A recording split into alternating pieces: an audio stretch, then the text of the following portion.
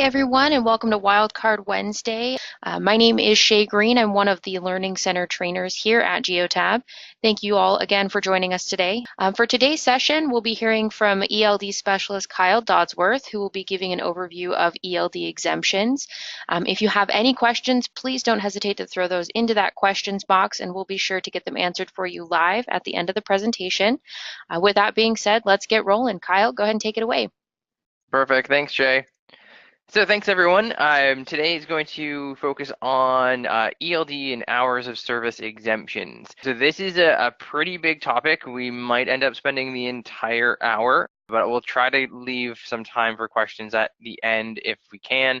The reason that this is a very big topic is because it's constantly changing and moving. ELD and HOS exemptions seem to kind of come out weekly almost from the FMCSA.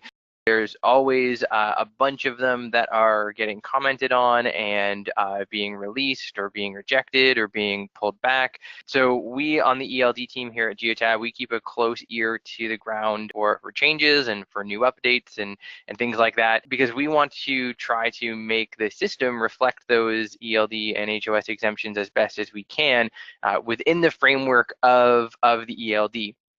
Some of them are pretty easy, others are a little more complicated. Some exemptions are temporary, some exemptions are permanent. So we're going to get into a lot of those different pieces as we get into this webinar. And like I said, I know there'll be questions, so hopefully we can leave some time for those near the end. We are going to hopefully be able to get into three main topics. One, what is an exemption? Kind of just talk about what the exemptions are, what type of forms they come in, and kind of what flavors they come in. We'll talk about all the ones that we currently can take advantage of inside of Geotab Drive. And we're going to take a special look at the agriculture exemption, mostly because it's the newest one that was discussed by the FMCSA. And then at the end, we will also try to make sure that we talk a little bit about what we're doing next. So things that we're working on into the future. But before I go any further, I just kind of want to throw this out as a little bit of legal ease to appease to our legal department. Before you go and use any kind of exemption in the real world with your drivers, please make sure that you know exactly how it works, how you're supposed to use it, what restrictions there are, what documentation you might need to have either with the driver or at your office as a carrier. If you have any questions about exemptions, make sure to reach out to your local FMCSA field office or the FMCSA directly through their website, because we can't be held responsible for incorrect use of exemptions. We do try to make sure the system can't let you use something incorrectly, or at least lets you know if you're using something incorrectly. But some of these have a lot of restrictions and requirements for the carrier and for the vehicle. So you do have to make sure that you know the exemptions before just going ahead and enabling them and using them. Because if you are using them incorrectly, that could lead to fines or further scrutiny or CSA points for drivers and carriers. So just a little bit of legalese just to throw that out there. But without any ado, let's jump into to the rest here. So what is an exemption? Basically, an exemption is when you meet specific criteria that's outlined either by the federal laws or the state laws through government, and you're not obligated to follow certain rules as published when you meet those criteria. So you're usually bound by certain requirements. So for instance, sometimes it's a specific vehicle that you have to be using, or it's a specific time of year, or there has to be something from the state or federal government stating that you can now use this exemption because of X in a specific situation. Sometimes they are temporary, so they're for a short period of time. That's like an emergency exemption. As an example. Some are limited, so you might have an exemption for a certain period of time, like 1 to 5 years, and it'll be written in the exemption that this exemption is good for this time period, and we'll extend it later if we want to. And then some are also permanent. There's no limitation at all. It's just part of the federal law, and it's known as an exemption. So exemptions can come in these different flavors. We tend to focus on the ones that are going to be either in the limited or permanent category. Obviously, the temporary ones, which I can talk to a little bit, they don't really require the ELD to do anything special for these temporary ones. So I'll talk about all three as we kind of go through. What I want to do is talk about all the different exemptions that we support, and I'll kind of mention as we go through them whether they're kind of temporary, limited, or permanent. Until we get to some of the more complicated ones later on in the presentation, I think the first ones that we tackle are going to be fairly well known, but we did want to make sure that we talk about it and mention everything in one webinar. So let's get into the two differences of the exemptions we're going to talk to. So one is if you're exempt from ELD. So an ELD exemption means that normally the driver still follows hours of service in some form, but they don't need to do it with an electronic logging device. So that would mean that you can do it on paper, or maybe you have an AOBRD or an electronic logbook, but it doesn't have to be an ELD. So there are ELD exemptions, and then there are hours of service exemptions. So hours of service exemption means that you are still following the hours of service and you're exempt from some or all of the hours of service rules. Now that means that you can be actually ELD and HOS exempt at the exact same time. Because if you're exempt from all of the hours of service rules, then you don't need an ELD, because what would you be logging? You're exempt from everything. If you're exempt from an ELD, you would normally not actually use an ELD at all. You would normally not use Geotab Drive. However, we do cater to some ELD exemptions that we'll talk to. And of course, we cater to a whole slew of HOX exemptions. But there are some cases where you may have a fleet that is ELD exempt and you're not going to equip them with an ELD whatsoever. They're not going to use Geotab Drive. But keep in mind that a lot of fleets, they are mixed. So having a Geotab device in all of your vehicles, having everyone at least be able to log in to use Geotab Drive, even if it's just for messaging or maybe DVIRs, that can be a big advantage even if you're ELD exempt. Because remember, you may be ELD exempt, you may be hours of service exempt, but you may not be DVIR exempt. And chances are you're not. So you still have a good use to have Geotab in the vehicle and Geotab Drive in the tablet or phone for that driver for a lot of other things that you're going to be doing. We're focusing just on the exemptions from ELD and hours of service today. So first one we're going to talk about with supported exemptions, this is an example of a permanent exemption, are the short haul exemptions. So short haul exemptions come in two different flavors. These are in the federal law in CFR 395. So that's why they're permanent, is until they change it in the actual law, this is going to be something that everyone can use. They're similar, but obviously quite different. The standard one that most people know of is the 100 air mile radius. So if you stay within 100 air miles of your home terminal, you have a 12-hour day, you do no more than 11 hours of driving, you don't have to do any breaks, you don't have to do any extra paperwork, except for keeping time cards. And most carriers do this with like a punch-in system, but we also have this as a short haul rule set inside of the system, which means you can not only make sure to have time cards by virtue of logging in and logging out, and also, just as a note, we do have integrations with other systems like Kronos that can push information into payroll and other types of time card information. But also, it makes sure that your drivers don't go over the limits. And if they do go over the limits, for instance, if they go over a 12-hour day, they can just switch into the long haul rule set, take their break, and now they're still legal. You can also have a zone around your home terminal that's 100 air miles in radius, and then you can send a message down to the driver if they go outside of that zone to tell them, hey, you're outside of our 100 air miles, you got to switch over into your long haul rule set. So big advantages by using our product, even though they don't need an ELD specifically, they are definitely going to get a good benefit by having the short haul rule set. Now, another rule set that we have, and this is actually in the 1803 release, which is rolling out actually right now, is the non-CDL 150 short haul. Now, this is the same idea, but you have 150 air mile radius instead of 100. It's only for drivers that don't need a commercial driver's license. And what it does is give you a bigger day. So you can do a 14-hour day and have those same 11 hours of driving. And you can also use a 16-hour day twice every 7 days. You still don't have a break or paperwork requirement, just like the regular short haul. So this gives a little bit more flexibility if your drivers can use it, and it's something that we've added recently, as I said, in the 1803 release. And it's used quite frequently a lot by local drivers. So these two are both available rule sets. Again, in 1803, you will see it. So when you're updated up to 1803 shortly, you'll see both of these short haul rule sets available in the dropdown when you go to a user's rule set settings. There's another slightly modified version of short haul as well we wanted to talk about because we also support it, and it's the salesperson rule set. And this is for, well, salespeople.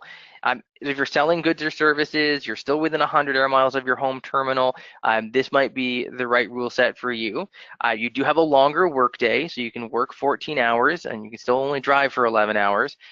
As long as no more than 50% of your time is spent driving and you don't have more than 40 hours of driving in 7 days, you can still use this particular rule set.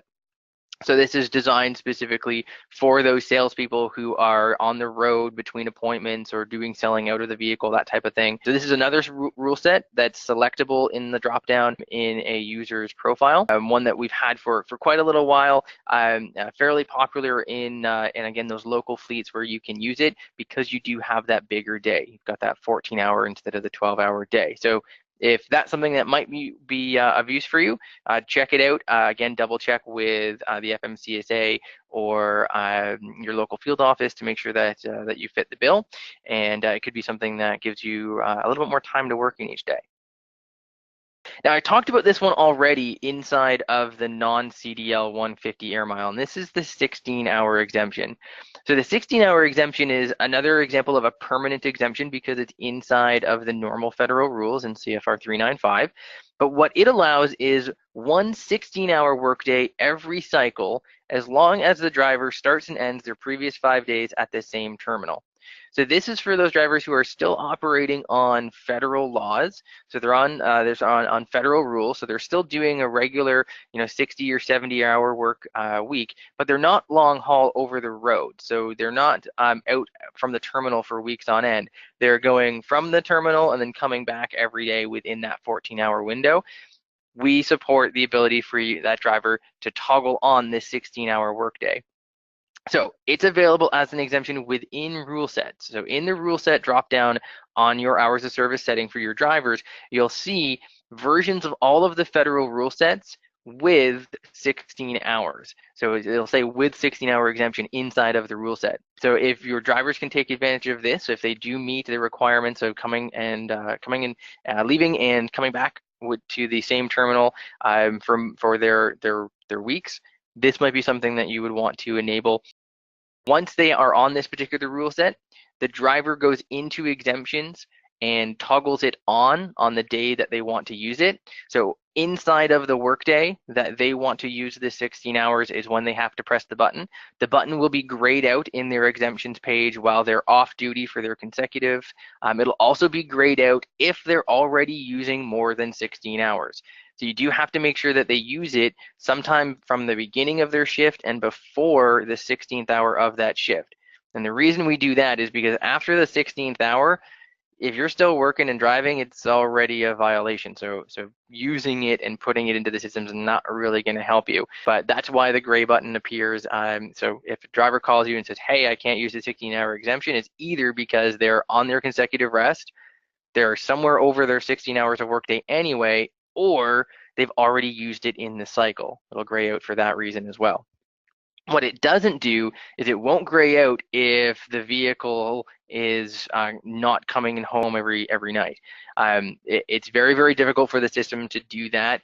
So it's something that you have to empower your drivers to do. Make sure that they aren't being released from work at another terminal or another location, because then they can't use this either.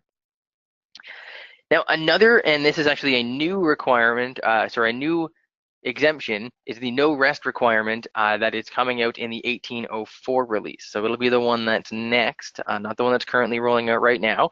But it's just like it sounds. It means that the driver doesn't need to take a 30-minute break. So there's a lot of different industries that can use this. So lots of different industries like the fuel haulers, concrete, Some construction can use it as well. Essentially, it's just that you're exempt from the one requirement in the federal law that says you have to take a break within the first 8 hours of your work if you want to drive afterwards. So in the 1804 release, you'll see additional rule sets inside of the dropdown. So it'll say rule set with no requirement. You can also see ones that will say with no rest requirement plus 16-hour exemption, because you can combine these two together. So that's coming in the 1804 release. Lots of requests for this over the last couple of months. So we've added that, and we mentioned that on our What's New webinar a couple weeks ago, but we wanted to make sure it was here as well because it is a very popular one for those certain industries. If you don't know if you can use it or not, make sure to contact your field office and they'll be able to help out. Now, next on this page, we have specific rule sets for a different industry. So 24-hour restart, this is a toggleable option that you can enable on your driver's hours of service setting. And what this allows you to do is to reset your cycle with only 24 hours of consecutive off instead of the normal 36. In this case, it's usually for drivers, again, in specific industries like concrete, construction, and some oil can use this. Again, it's toggleable. It's after you pick the rule set. So you pick the rule set for a driver. If 24-hour restart is available as one of the options, it will be a toggleable option underneath that rule set dropdown. And underneath that, you'll see another exemption, which is specific to oil, and that's the oil well wait time. It's also known as oil servicing as well in terms of the industry. So special vehicles in the oil service industry are allowed to use this exemption. What it does is it effectively freezes your time when you go into this status. It's kind of like an off-duty status, but what it does is it extends your workday by the amount of wait time used. And the idea is that if you are driving a special vehicle to a well site and then you're waiting to be able to drive that vehicle to the next well site, it's a special way to extend your day. Very, very, very specific type of exemption here. It is a permanent one, but make sure before using it and enabling it that you have the rest of the documentation that is required about that specific vehicle, because if you're using it in a vehicle that is not a specially made oil well service vehicle, you may be under the ire of the FMCSA. Now, both of these are toggleable. One thing to note is that if you toggle on the oil well wait time, it also includes the 24-hour restart as well, because that particular industry uses 24-hour restart all the time. So we bundled the two of them. So if you give someone oil well wait time, you don't have to also give them 24-hour restart. That oil well wait time and 24-hour restart combines the two. And if you're playing around with this inside of the system, you'll actually notice that we've baked that in. You can only have one of these two options turned on at a time. And that's just so that to make sure, kind of a little extra clear that you don't need to turn on 24-hour restart if you've already given oil well wait time. Okay, so moving on to some other supportive exemptions. So personal use. Personal use is one that we get a lot of questions about. The FMCSA did just open up some more guidance beginning of June on this as well. It's a permanent exemption. It's actually a permanent exemption as part of the technical specifications of the ELD rule. This didn't exist up until the ELD. Personal use is used when you are driving the vehicle that has an ELD, but you're not actually working. You're not doing anything at all for the benefit of your carrier. A good example would be going to dinner after you do your final drop off, or maybe driving home after you're done unloading. One big change that the FMCSA did release in that June update was that now it doesn't actually matter if you have a load or not. You can imagine that before, if you had to use PC, they said that you could only use it if you were not carrying a load. And that didn't make a whole lot of sense, because a lot of the over-the-road truckers and the owner-operators, well, they can't disconnect their trailer and leave the trailer somewhere while they go and do a little bit of personal use. Right now, the most important thing is the reason for the movement. If the reason for the movement is not for the benefit of the carrier, you're not working, you're not making money, then it's okay to use personal use. Another couple things that they added, which was really nice to see from the FMCSA, is that if you run out of hours, a really good example is you are waiting for someone to load. So you've been waiting and waiting and waiting and waiting, and you run out of on-duty hours before the load is actually finished loading. Well, you can still use PC to move the vehicle to the next closest rest stop. And so if you can't stay with the actual shipper and you've got to go to a rest stop or some area where you can then get your rest, you can use PC for that. You can also use PC if you are resting and you have to move the vehicle.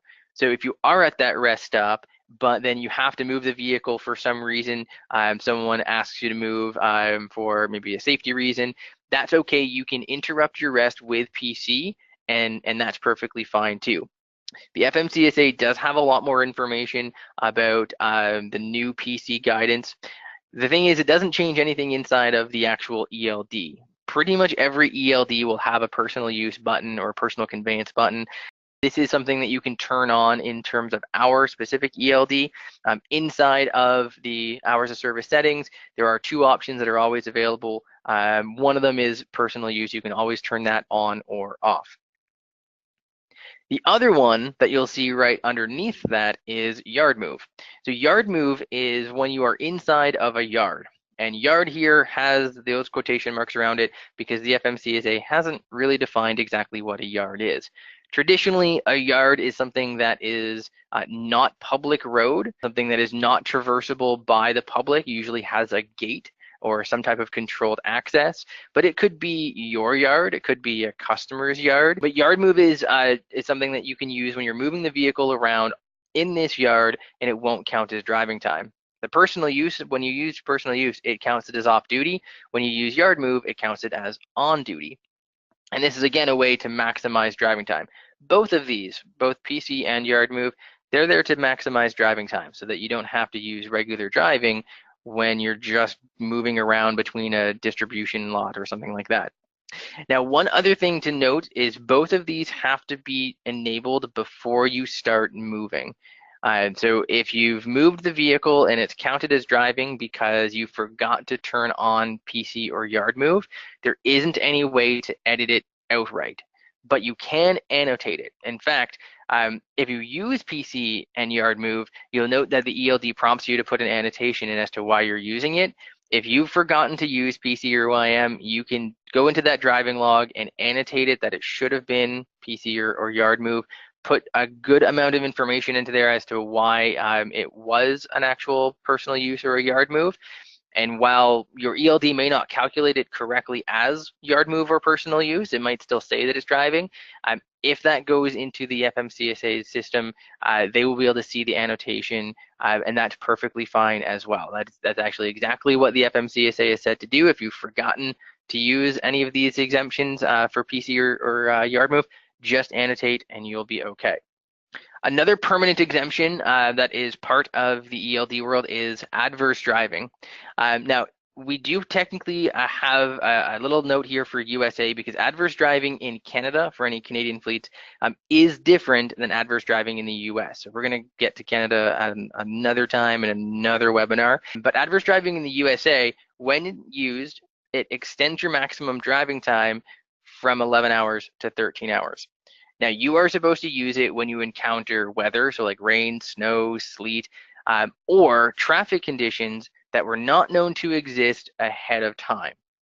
So this is an example where you didn't know there was going to be a blinding snowstorm, and if you have an extra 2 hours of driving time, you'll be able to get to your destination. That's what it's used for. Now, if you are going to use adverse driving, make sure to notate it as best as you can. Any of these three, so these three exemptions that we've just talked about, are the three that the FMCSA would likely have the most scrutiny on if they see it inside of your log. And that's not to say that you should not use it. You absolutely should use them when you are eligible. But if you are using them a lot, it may be something that the FMCSA or the DOT or the state trooper is going to want to look into in more detail, simply because they're obviously going to modify the driving time that you have available. It maximizes driving time, all three of these. So make sure that you use them prudently and don't abuse them. The FMCSA can certainly take these away if they wanted to, if they think that they're being abused. Now, adverse driving is available on all federal rule sets without toggling.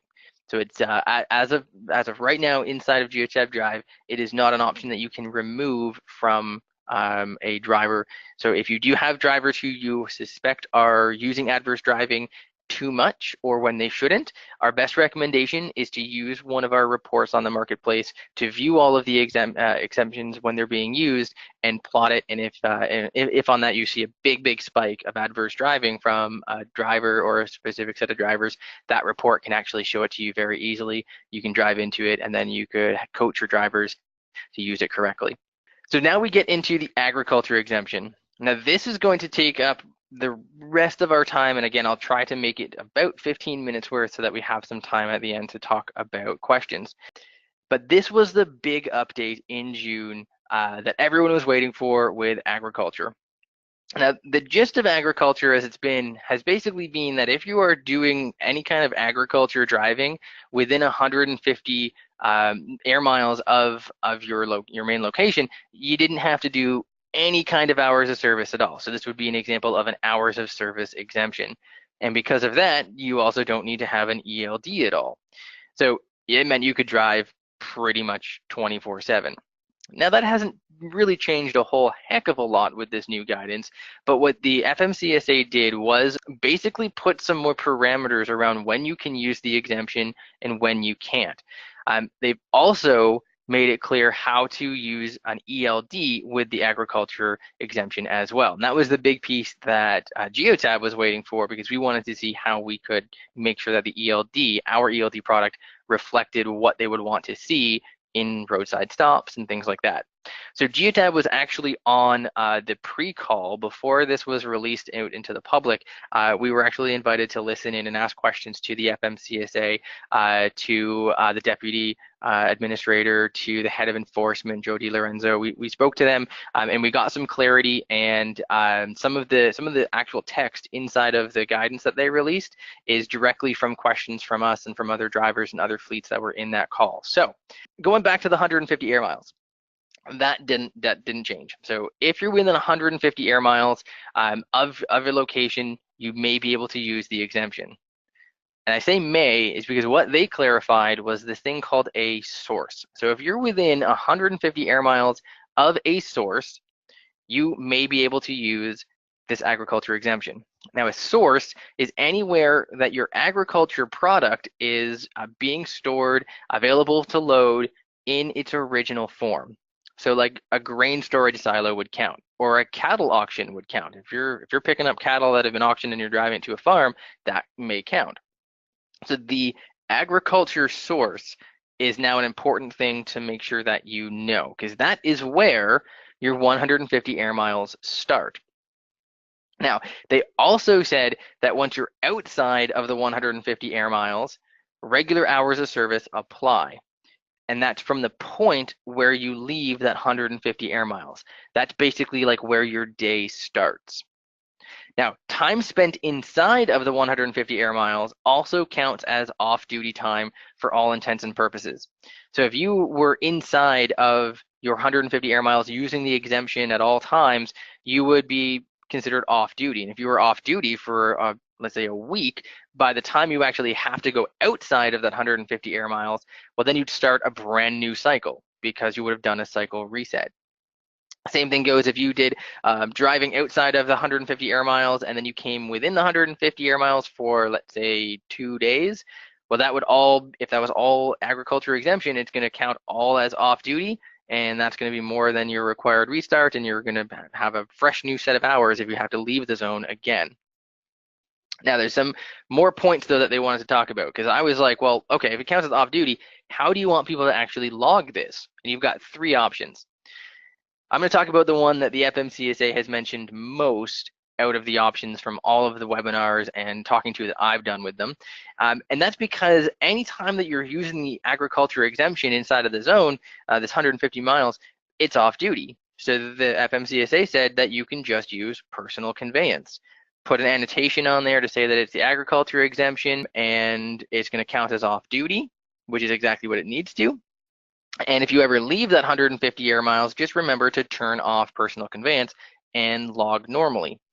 Now, this is the cleanest way to do it inside of an ELD, simply because while it's off duty, while you're in PC and you're in off duty, the system's going to actually calculate that correctly. And when I say correctly, I mean that you're not going to have to worry about the system counting driving when it's not supposed to be counting driving if you're in PC. The other two options that are in the middle of the screen there is one, they said, well, you can just not log into the ELD. Anytime that you're using the exemption, just don't log into the ELD. Presumably, you would have logged out of the ELD on off duty. So if you did some agriculture driving, you could just not log in and you'd still be off duty. The problem, though, is that the vehicle still has an ELD. So that's going to create a whole lot of unassigned driving that someone is going to have to go in after the fact and annotate as agriculture exemption. The other way they said you could do it is you could just go and take your regular driving and annotate that as agriculture exemption, which would be okay in terms of logging, but there's a very, very high chance that your ELD system is just going to count that as regular driving, and then all of your calculations are going to be completely off. So the FMCSA seems to be driving towards this idea of using personal conveyance, and I like that a lot as well, simply because if I was a driver and I'm using personal conveyance and logging it as the agriculture exemption when I can use it, it means that my logs are going to be correct when I don't have to use the agriculture exemption. If I go outside of that 150 air miles, or if I'm doing some driving but I'm not able to use the agriculture exemption, I'm going to be driving normally, it's going to actually, the numbers in my ELD are going to reflect the actual numbers correctly. Now, there's a ton more information on this for the agriculture exemption. I've got the link down here, and we can probably post these slides up for everyone to see. This is probably going to elicit a lot more questions. I definitely urge you to speak to the FMCSA for more. They are still looking at this. It could be something that changes in the future. We all know there was the ANPRM that came out. Who knows? Maybe something changes in there that affects the agriculture piece. But for now, this is what we're working with. Now, when you can't use the agriculture exemption is any time that you are not driving to or from a source. So if your source was not holding the product in the original form, it's no longer a source. So strawberries came up a lot on the call that we were on. So let's say you had someone who was on day one, they were picking up fresh strawberries and delivering it and picking up fresh strawberries and delivering it. And where they were delivering it to was a processing plant. And what they do is they freeze them and they bag them. Then on day two, they were going from that freezing and bagging plant out to customers. Well, day two couldn't be used under the agriculture exemption because those strawberries are no longer in their original form. Same thing kind of goes for going back to that cattle auction. So you're picking up cattle, dropping them off for processing. If you pick them up from processing, they're no longer in their original form. You couldn't use the agriculture exemption. Also, if you are picking up multiple loads, so you're going to a few different sources, well, they'd all have to be sources. So if you go to 4 different places and you're picking up fresh strawberries and then fresh corn and then some cattle and then some fresh strawberries again, you're perfectly fine. All 4 of them count. You can use the agriculture exemption for all of those as long as they're all within the 150 air miles of the first source that you went to. But if you were driving around between a bunch of different these locations and you picked up frozen strawberries at some point, from that point on, you can no longer use the agriculture exemption. So using the agriculture exemption now may take a little bit of planning, because you may want to say, well, I'm going to do all of my agriculture sources at once in the morning, and then I'm going to go to my sources that are not agriculture sources and use my day as normal, log normally for those. Instead of doing a little bit of a mix, which you might be used to doing. That's a very important piece that the FMCSA mentioned quite a few times, and they've mentioned quite a lot in their sessions they've done afterwards. And obviously, when you're outside of the 150 air miles, you can't use this. And the most important thing is on that trip, the first source that you go to is where the radius is built. So you can't go to the source number 1 and then drive 149 miles to the next one and then get another 150 miles from that source. If once you're loaded, so the first place that you load, that's where your radius starts until you unload completely. Once you unload completely, that ends the trip, and now you can go to another source, and that source will count your 150 air miles that time. Now, I've got different examples here. They're very similar to the ones that are on the FMCSA guidance. Oh, and this note here, this is what I just said, I think, over again. There's lots of information. I've got links down here to the actual docket, which is the legal information, the PDF of the release, the FMCSA website where they have more examples. Definitely get into those links if you have any questions about this or if you're using the agriculture exemption. But here's what it looks like in the real world, or at least in my graphic design world.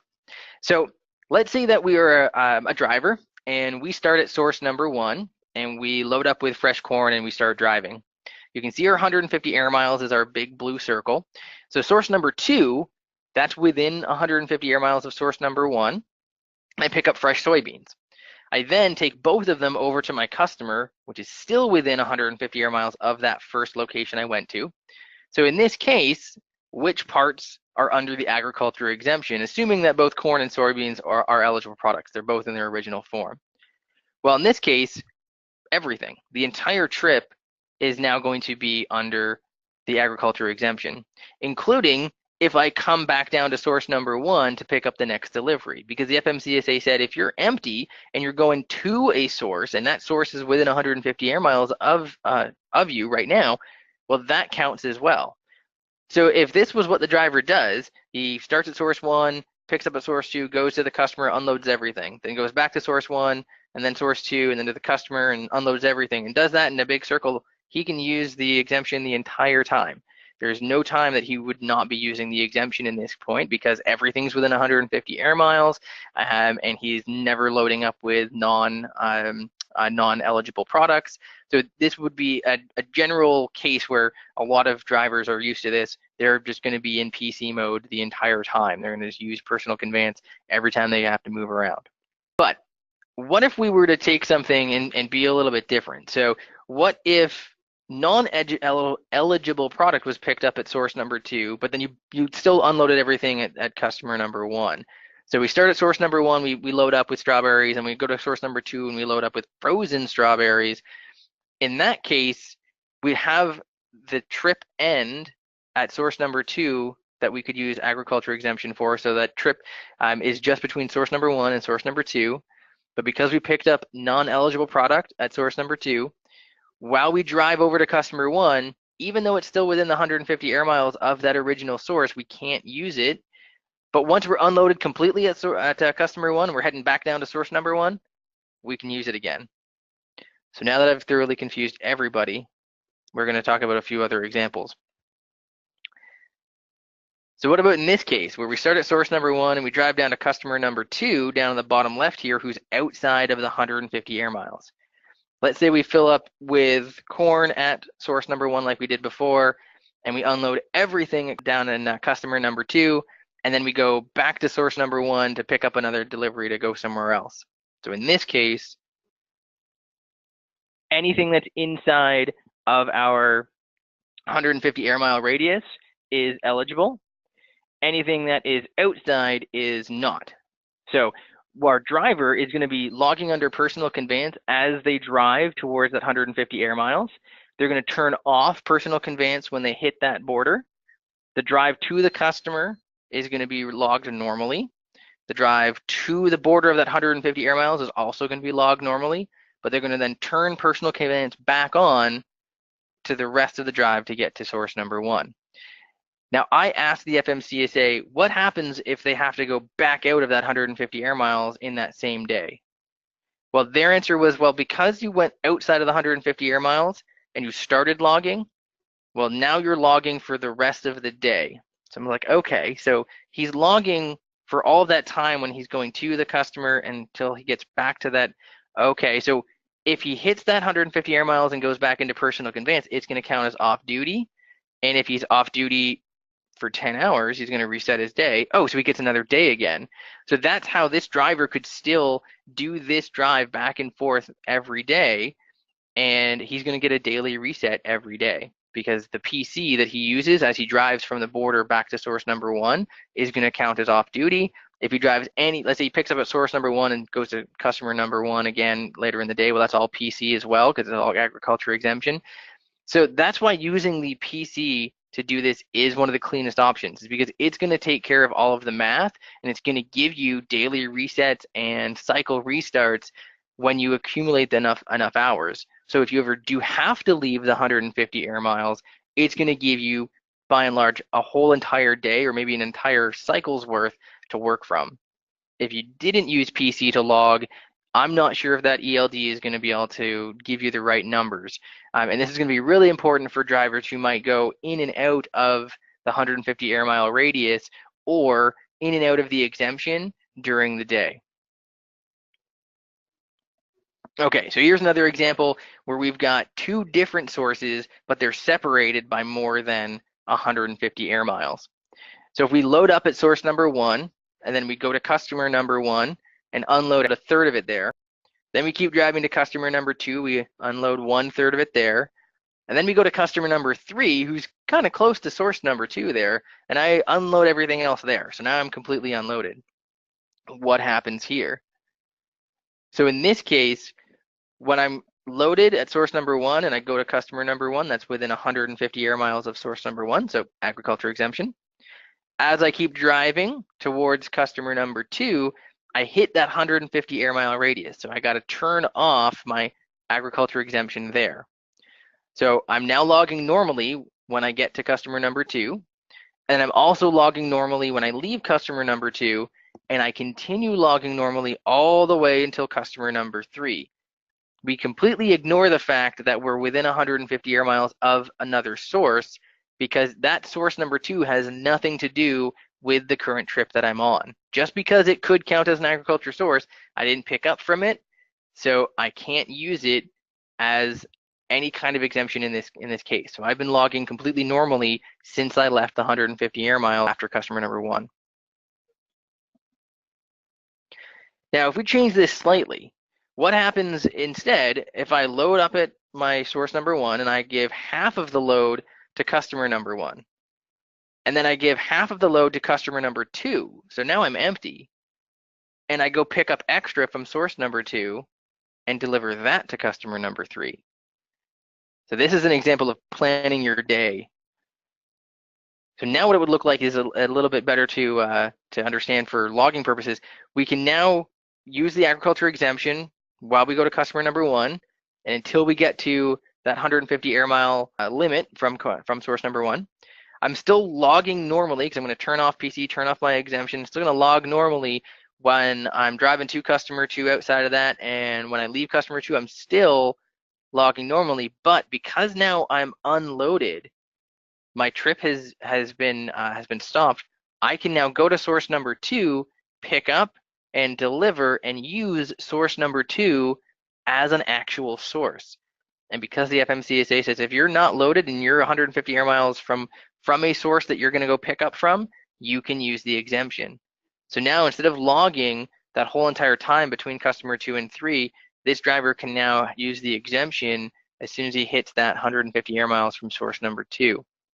So this is why it's going to be really important to use annotations and have your paperwork in order when you're using this exemption to make sure that you're proving that you're using the right sources and the right air mile radiuses. So this is just one last case here. Let's say that a driver has to go to 4 different sources. All of them are actual sources, so they're all agriculture products. They all count. And I got to pick up all 4, then go to one customer. Again, this is an example of planning your day.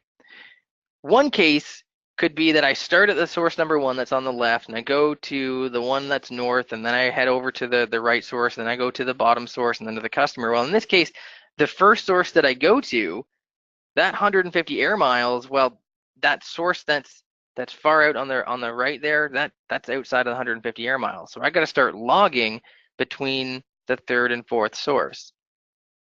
Instead, I could do something that looks like this. So I could start with that middle source and work my way around kind of counterclockwise, and I could use everything with the agriculture exemption. So it might be really useful for any drivers who need to use this agriculture exemption to look at where the different areas are that they have to drive for the day and plan it out, because that could maximize their use of the agriculture exemption, which is perfectly fine. But in some cases, obviously this may not be possible. You may have time constraints and things like that. This is in a perfect world. But this is an example where just a little bit of planning ahead of time might be able to save you some more driving time, and you can use the exemption the entire time instead of just a third of the time. All right, so that's it for the exemption piece, and that's it for agriculture. Hopefully I gave some good information to some people. I know it's very complicated, and we'll probably get some questions on it. But just to talk about 2 future exemptions, so 2 things that we want to work on in the future. I don't have timelines yet on when they may actually be ready, but 2 big ones we want to do. One is hazmat exemption, which is going to be a weight with vehicle. So it's kind of like the weight at well, but obviously you're not an oil vehicle, you're a hazmat vehicle. Federally, hazmat vehicles, they actually need to be monitored at all times, which is a good thing. So unless you are taking your break in what's known as a safe haven, you can't leave your vehicle, which means you're on duty while you take your break. So this exemption, when we create it, it'll allow a hazmat driver to indicate that they're taking their federally mandated break, but it'll still count as on duty. It'll kind of count both as on duty, but also as your break, even though it's not strictly off. So that's something that we want to work on. And then we also want to add adverse driving to our Canadian rule set, simply because in Canada, they do things a little bit differently. Their adverse driving affects their breaks. So it doesn't just extend their hours, it actually converts their mandated break time into driving time. So it's a little different. So we want to make sure that we support that and not make it just identically to the US, since it's a little bit different. Awesome. Thanks, Kyle. Yeah, we actually have a couple of really good questions that came through. The first one that we have, it's a little long. It's in a scenario where a driver drives for 2 different companies. What is the limit of responsibility for those 2 companies? And does the driver have to report his hours from both companies? So the answer is yes. The driver needs to make sure that and let's take it from the worst case scenario. So they get pulled over and they're doing an inspection in company number 1.